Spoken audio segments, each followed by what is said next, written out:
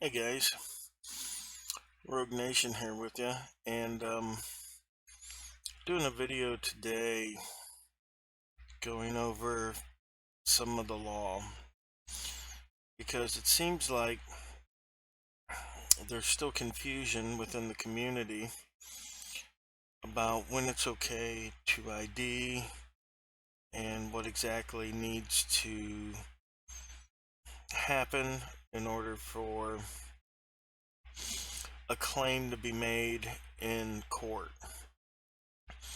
So I released the best of video yesterday, and I included this specific video here. Dumb and Dumbest when Harry and Lloyd became cops. And I included it because, quite frankly, it is one of my best videos. And I say that because the violations captured, the level of tyranny caught on camera is just exceptional. Right? Just like my deputy chief gets every law wrong. And what I notice is when I release these videos, there's people in the community that have either never seen my work or don't understand my methods or what have you not, that pop up in these comment sections explaining to me how to do auditing, even though a lot of times they've never audited before, they've never sued before, things of that nature. So, and they always pop up and they want to tell me what I did wrong or how I should have handled myself, what have you not. So we want to dispel some myths, and we want to solidify what is needed here for me, okay? Because this is going to be about me. This is how I handle my situations and what I think of my situations. None of this is legal advice, right? Guys, either get yourself a lawyer or pick up a law book yourself. This is not legal advice, okay? But this is my legal understanding of my situations that I've been put into, all right? So let's go ahead and start the video, and I'm going to stop and I'm going to explain things as they go on. Hi. Hello. We brought it outside. Do you mind stepping outside with us? That's fine. I already asked for his ID and everything. He's good. Okay, so what's going on? What's the deal? Why are you refusing to identify yourself? Because in the United States, you have to suspect someone of a crime. But if we request for our ID card, you have to provide it with us. So we're requesting that. So... What state statute is that? Okay, so what's with the camera and what's the deal here? I'm a journalist. I go around and I record publicly accessible areas of public buildings. They don't want you here, so why are you here? Okay. I'll go over it again. I record publicly accessible areas of public buildings. Doesn't matter if the government wants a journalist there or not. But they just said they don't want you here, so why are you still here? I'm not understanding. Well, nobody told me they didn't want me here. Okay. That's why we are here, because they don't want you here. Yeah, as far as I know, the lady went to call her boss and find out if I was allowed to record in the public lobby. Okay, well, they called us and they...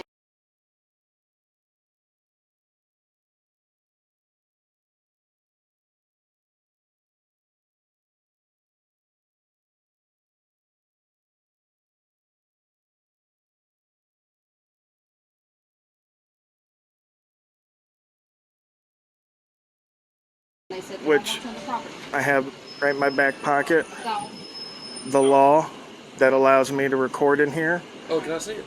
Absolutely. It's banned? Yep. do you have So- ID on you? No, I don't carry ID on me again because unless I'm suspected of a crime, there's no state in the United States. Here, so we need to know who we're dealing with, so where's your ID at? Do you have a supervisor coming? Here we are. What you Okay. got? Here we are. In the state of Mississippi, Where's your identification? where's my Provide identification? proof of identification. We got received a call on you. Okay. Provide proof of identification. Okay. Remember those words. Also remember the fact that I am now surrounded. The girls are over here to my right. This gentleman's in front of me. You got two other cops over here to the left of him, including the one that's reading the paper or looking at the paper. I don't think he can read. Is that Therefore- reasonable suspicion? Therefore, It is.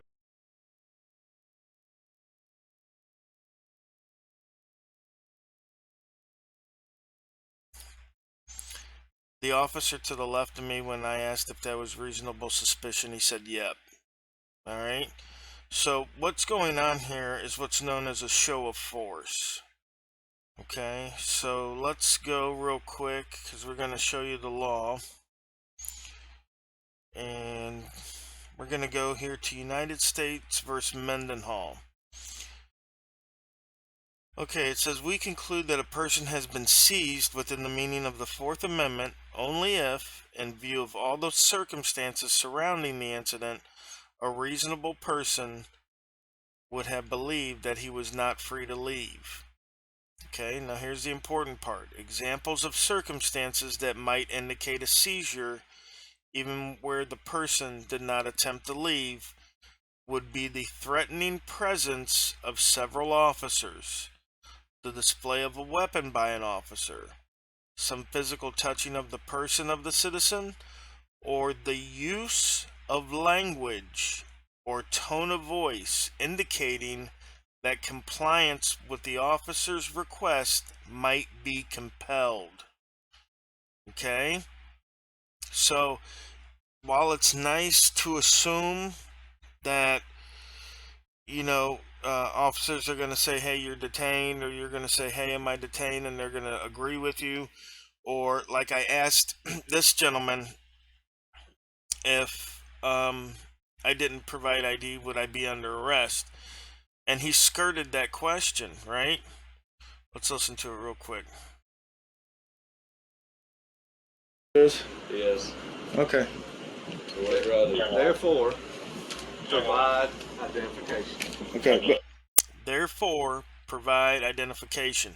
His language, his tone, the menacing nature of the officers here suggest that a reasonable person would not be free to leave without first adhering to their orders. Okay?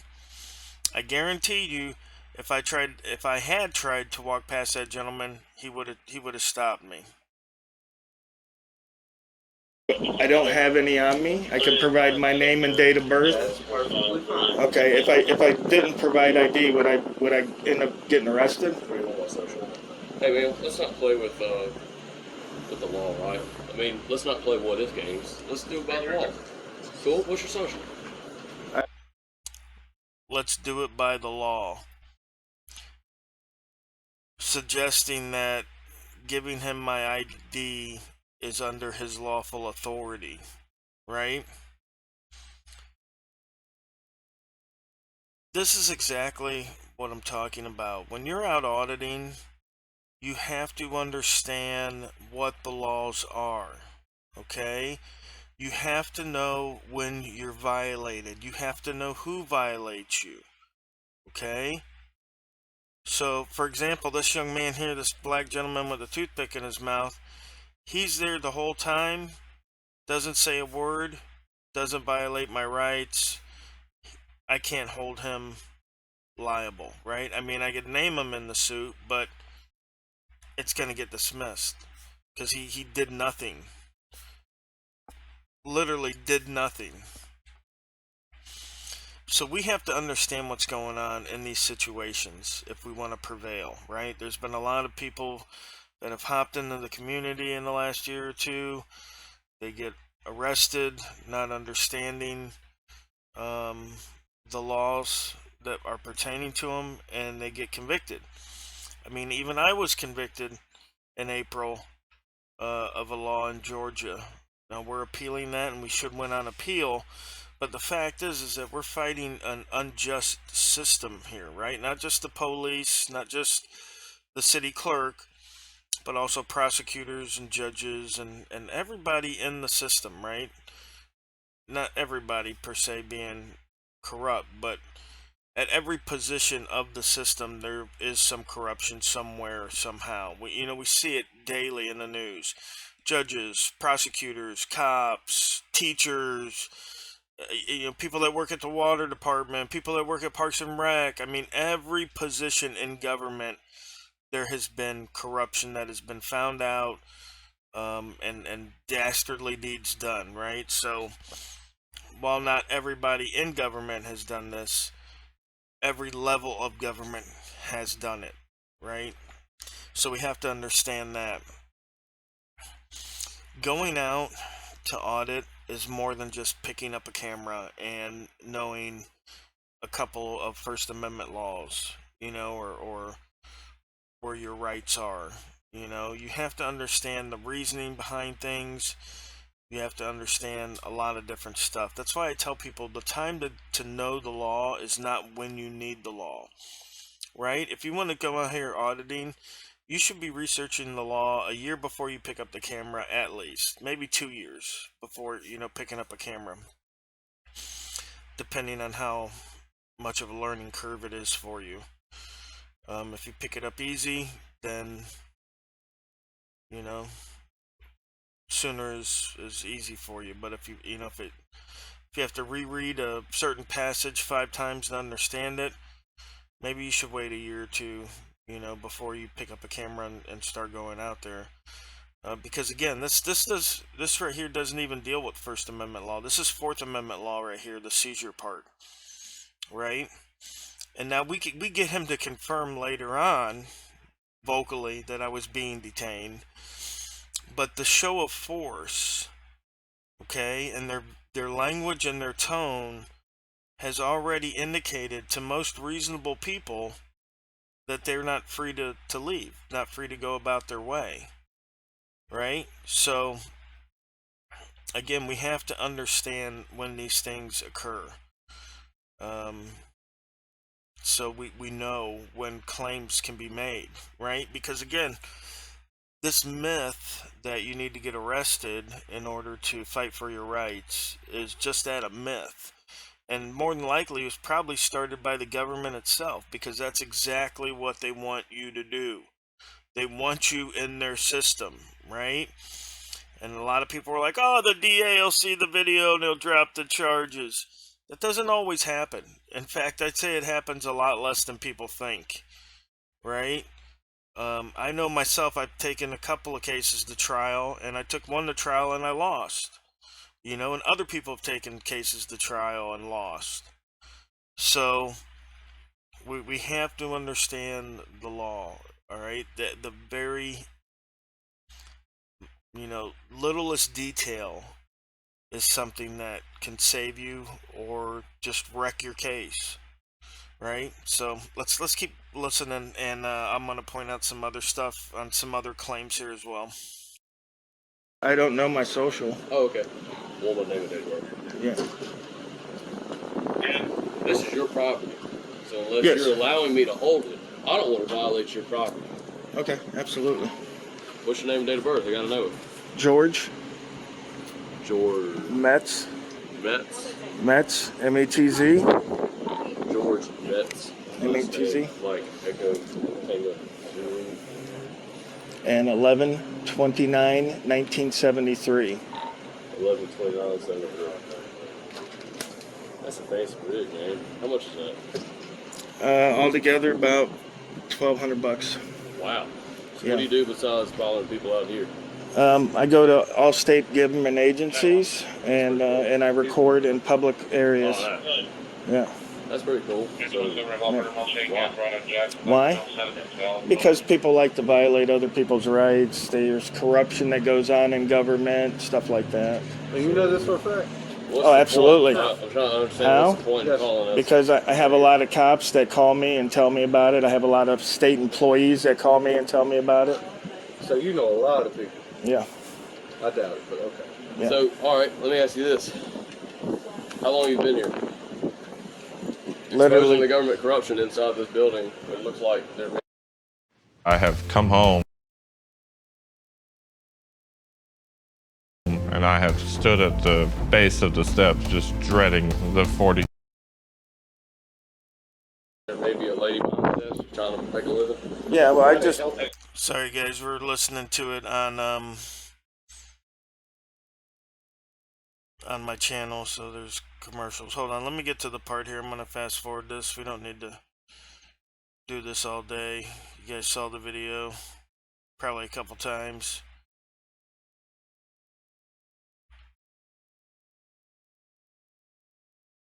And wait for a douchebag to come back out here. There he is. Alright, let's start it from here.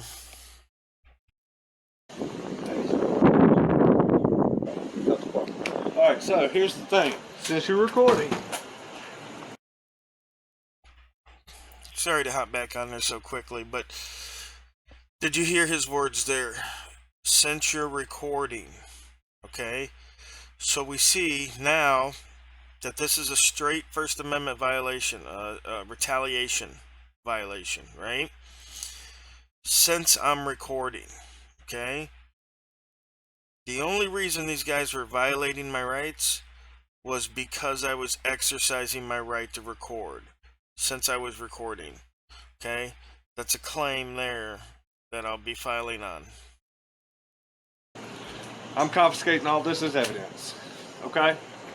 I'm gonna give you one chance and one chance only to leave this premises, and then all that, because this facility is a HIPAA patient protected, which means if you'd have done the, the law, if you'd have checked it, you would have knew that.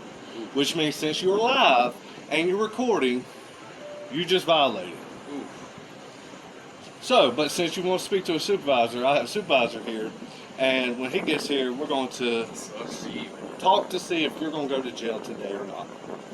Okay? So, you're not allowed to be in here or on the property filming. With that being said, cut them off before I take them right now.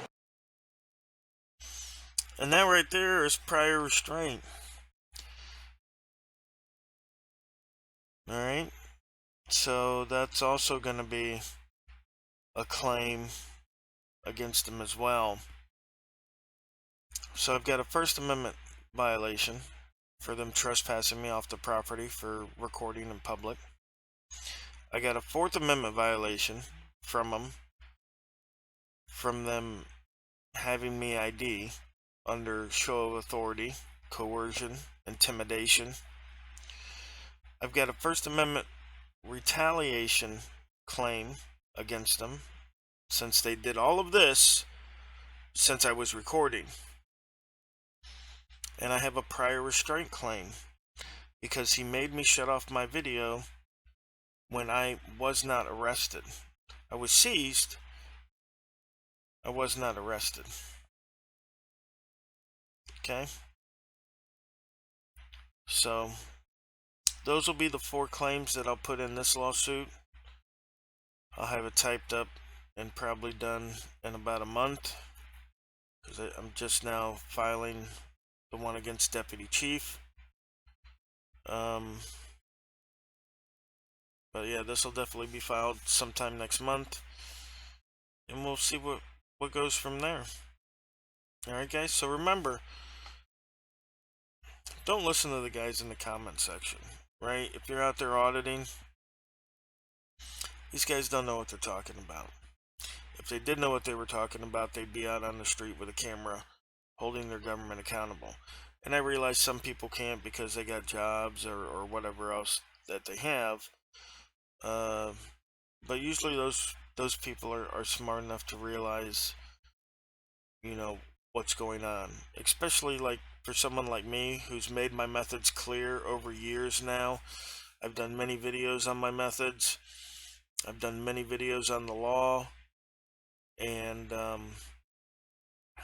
which means either they just don't pay attention when they watch my stuff, or they don't watch my stuff because it's not entertaining enough for them. Because there's a lot of people in the community that are here for entertainment, right? They just want to see the confrontation. They want to see whatever it is that they want to see, and they're not here for the change.